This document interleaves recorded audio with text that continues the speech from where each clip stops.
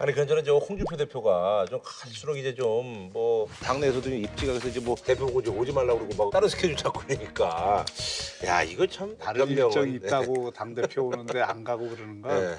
일단 현장에서 표에 도움이 안 된다 이런 판단이 있는 거고 그것에 대해서 어쨌든 늦었지만 홍 대표가 현장 안 가기로 한 거는 잘 된 것 같아요. 근데 이 언론 보도를 보면 뭐 각 지역 민심 탐방 이런 기사들이 나오잖아요. 자유한국당의 홍준표 대표의 역할에 대해서는 서로 다른 동기로 같은 말을 하는 것 같아요, 사람들이. 우선 진짜 자유한국당을 걱정하는 분들 있잖아요. 이런 분들은 이 후보들이 다니면 아이고, 박후보 고생이 많아요. 홍 대표 어제도 보니까 걱정이야, 그치? 이렇게 말해주죠. 근데 이제 또 이런 분들이 있어요. 놀려먹는 거예요. 아이고, 참 좋은 후보님인데 대표가 그래서 어쩌나. 이렇게 얘기를 하는 거예요. 그러니까 홍 대표 지원 요새 왔는데 그거 큰일 나겠다 싶으니까 안 가는 거예요. 그 회의에도 안 가고. 그러니까 지금 자유한국당의 가장 큰 과제는 이게 확장성이잖아요. 네. 그러니까 이제 자유한국당의 고정 지지층만 가지고서는 이번 선거에서 그렇죠. 좋은 성적 내기가 어렵기 때문에 어쨌든 확장을 해야 되는데 홍준표 대표의 이미지나 뭐 그동안의 그 방해가 된다고 메시지나 생각하는군요. 행태가 예. 큰 도움이 안 된다고 생각을 할 수 있죠. 그래서 이제 근데 아무리 그래도 그렇지 이 국회 부의장까지 지낸 심재철 의원이 홍 대표 유세 중단이 분명히 플러스가 될 거라고 생각합니다. 이렇게까지 말하는 거는 진짜 너무 야박해요. 같은 당에 있으면서. 아니 근데 이 와중에 이제 사실 이제 그 원내대표를 지냈던 정우택 의원이 이성 후퇴를 요구하고 홍 대표 개가 지져도 귀찮은 간다 이 얘기 뭐 자주 하시는데 그러니까 그 대응 자체가 사람 스타일의 문제인데 트럼프도 좀 비슷한 스타일이긴 한데 공격을 받으면은 못 참는 사람들이 있잖아요. 그러니까 누구든 자신에 대해서 공격을 하면 당 내든 당 외든 할 거 없이 그냥 집중적으로 공격을 해서 그 사람을 더 몹쓸 사람 만드는 식으로 이 대응을 하니까 당내의 분위기가 굉장히 불편하게 되는 거죠. 근데 정우택 의원도 아니 지금 선거 일주일 남았는데 지금 이선 후퇴하면 선거 하다 말고 상임하고 이러면 좋아지나요? 그런 취지는 아니었던 것 같고요. 그 선대위원장을 중심으로 해서 선거를 치르도록 하고 당 대표는 지금 전체적인 어떤 정책 이슈라든지 이런 것만 좀 하도록 그렇게 요구한 거라고. 실질적으로는 그 여러 군데에서 그런 의견이 제기됐기 때문에 홍준표 대표도 유세 현장을 안 가지로 한 거 아니에요. 그러니까 이렇게 되니까 홍준표 대표가 정작 자유한국당 당원들에게는 인기가 없는데 더불어민주당 지지자들한테는 엄청 인기가 올라가요. 그러니까. 막 평생 종신 당대표 해주세요. 막 이런 댓글들이 이 지금 이제 쟁점 중에 하나가 여러 군데에서 여론조사들이 나오고 있는데 네. 지금 이제 여론조사의 타당성을 놓고 논쟁이 벌어지고 네, 있죠. 그렇죠. 예, 예. 그래서 이거는 한번 짚고 넘어갈 필요가 있다고 봐요. 그러니까 대충 추세는 여론조사가 가는데, 보여주는데 무선으로 가는데, 예. 실제로 그 여론조사의 그 정확성이라고 하는 측면에서 보면은 문제 있는 여론조사들이 대단히 많죠. 많아요. 그러니까 지금도 보면 그 몇몇 그 지역의 경우에 무선 전화 베이스로 여론조사를 했던 경우하고 네. 무선 전화하고 유선 전화를 좀 섞으면서 하는 경우하고 여론조사 차이가 엄청나게 많이 나요. 나요. 예. 그래서 또 그런 게 왜 영향을 주냐면 여론조사라는 게 일종의 그 밴드웨건 효과를 그렇죠. 만들어내기 예. 때문에 선거에 영향을 여론조사를 이렇게 그 공표를 해놓고 아 이 사람 이 후보가 우세합니다 하면은 그쪽으로 쏠리는 그렇죠. 효과를 만들어서 예. 상당히 위험성이 있다. 그래서 홍준표 대표가 계속 문제 제기를 하는 거예요. 이 양보해서 거에 얘기하는 게 대해서. 그거죠. 예.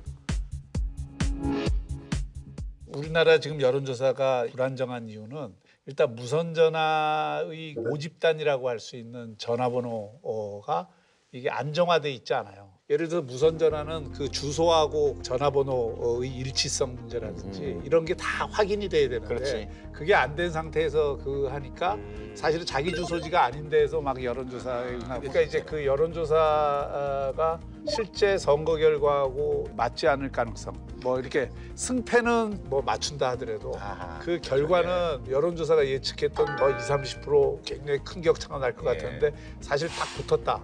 그러면 여론조사가 만들어낸 그 정치적 효과 이런 걸 감안하면 여론조사가 자칫 잘못하면 여론조작이 그렇죠. 될 수 있는 네네네. 그 사실 이제 그 얼마 전에 이제 용산에서 상가 건물 붕괴 사고 서울 용산에 지은 지 50년이 넘은 4층 상가 건물이 통째로 무너졌습니다.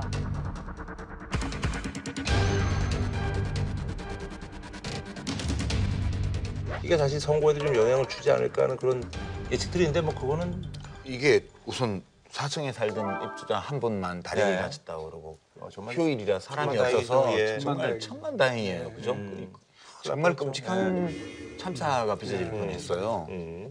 구청에서 이 민원 접수를 해놓고 연락도 했는데 아무 실질적인 조처를 안 하고 와서 빨리 긴급 진단을 하고 문제가 있으면 영업장을 닫도록 하고 이랬어야 되는데 그거 안 한 게 굉장히 큰 문제예요. 이거 공사를 하고 있는 근처 이런 데 땅 꺼짐 현상도 많고 한데 네네네. 그러니까 전반적으로 경각심을 가지고 아무리 선거 국면이지만 공무원들이 네네.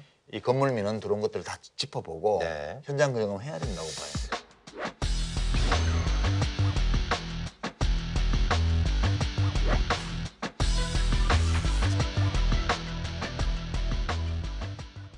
안철수, 김문수 후보가 선거 슬로건이 이게 겹쳐가지고 그래서 바꾸자 서울. 그래서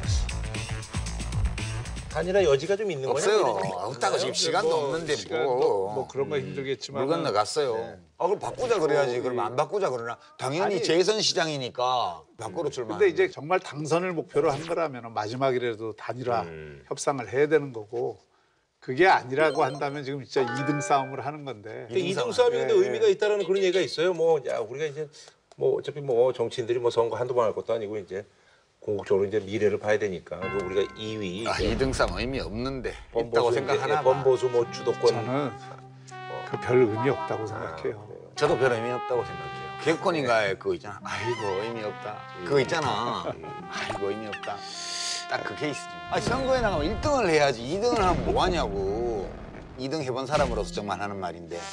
그 2등 2등은 아무도 알아주지 않아요. 예.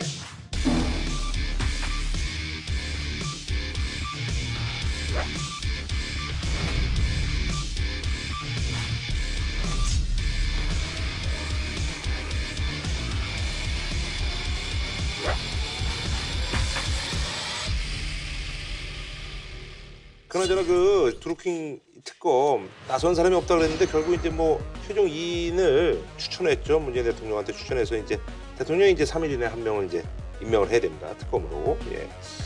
변협에서 4인을 추천했는데 네네. 야3당이 정하도록 돼 그렇죠. 있잖아요. 야당인들 정하게. 그 야3당에서 공안통, 공안부장 뭐 이런 공안 사건 경력이 많은 분 두 분을 추천을 했어요. 네네네. 두 분 중에 대통령이 한 분을 특별검사로 지명하는 절차만 남아있죠 이제. 그 임정혁 변호사하고 허익범 변호사 두 분이 근데 뭐 확 차이가 나고 이러진 않죠. 뭐 이제 그러니까 소형상 뭐 이런 걸로는. 이런 사건의 성격 자체가 공안 수사를 해보지 않으면 전문성을 가졌다고 보기 어려우니까 공안 쪽에 이 검사 출신들 가운데에서 변협에서 찾았던 것 같고 그래서 이제 최종적으로 이 두 분 중에 한 분을 결정을 할 텐데 대통령께서 아마 좀 덜 강경파를 그렇겠죠 뭐. 선택을 하시겠죠. 예. 뭐 초록이 동색이지 뭐 풀색이나 녹색이나 거기서 거기지 뭐가 달라요. 저는 뭐 그냥 제비 뽑아서 한 번 하셔도 될 것 같더라고.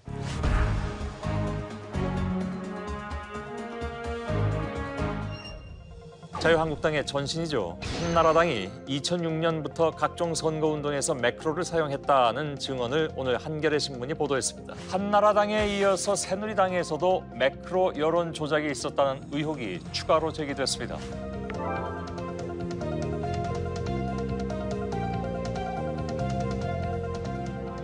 아 근데 이번에 이제 뭐 진짜 어떤 데는 이제 뭐 보궐선거까지 겹쳐지는 데는 진짜 도장 찍어야 됐다고 굉장히 많은데 이럴 때 사실 뭐 또 어떻게 해야 되는지 또 많은 분들이 궁금해하세요. 어떻게 여기는 잘 보고 찍어야죠. 근데 이제 뭐 인물들은 모르니까 우리가. 아니 왜 몰라. 선거 공보 어제 들어왔던데. 그거라도 우리 집에. 봐야. 예, 그거 선거 이제 공보 보면 서울시장, 그걸 꼼꼼히 교육감, 보시는, 뭐 구청장 다 있어요. 이상한 전과도 많은 후보도 있고 막 그래요. 경력도 나오고 하기 때문에 그 공약이랑 꼼꼼히, 예. 그 사람을 또 봐야 돼요. 네네. 그래서 공약하고 경력하고 이런 걸 보면 차이가 있어요. 오히려 대통령 잘 뽑고 국회의원 잘 뽑는 것도 중요하지만 그렇죠. 그 지방자치단체가 하는 일이라는 게 대부분 생활밀착형 정책들이고 그런 행정이기 때문에 공약하고 이런 거 재밌어요. 예, 그러니까 그 공보물을 중앙선거보다도 좀 따져봐야 지방선거가 내 삶에는 더 영향을 준다고 볼 수가 있는 거예요. 네. 그러니까 공보물을 보면 이 사람이 뭘 하겠다고 말하는가 그게 이제 공약으로 대부분 나와 있고요. 그다음에 이 사람이 이거를 제대로 할 수 있는 사람인가 아닌가는 경력을 보면 대충 알 수 있어요. 그래서 그 두 개를 이렇게 맞춰보면 네네네. 아, 이 사람은 대충 이런 사람 같다. 이런 사람 같다. 이게 느낌이 와요. 저도 뭐 기초의회 후보들이나 서울시의원 후보들 모르죠, 전혀. 모르지만 내가 별로 안 좋아하는 당의 후보도 괜찮은 또 사람 사람 같다. 좋은 사람도 보이고 그러더라고. 네네. 자, 예. 꼼꼼히 보는 게 네. 필요하죠. 한 줄로 평좀 부탁드리겠습니다. 지방선거 관심 좀 가집시다. 좀. 네. 깜깜이 선거라는 뭐 언론 보도 많이 있던데 깜깜이 아니거든요. 눈 뜨면 다 보여요. 네네. 선거 공보를 꼭 봅시다.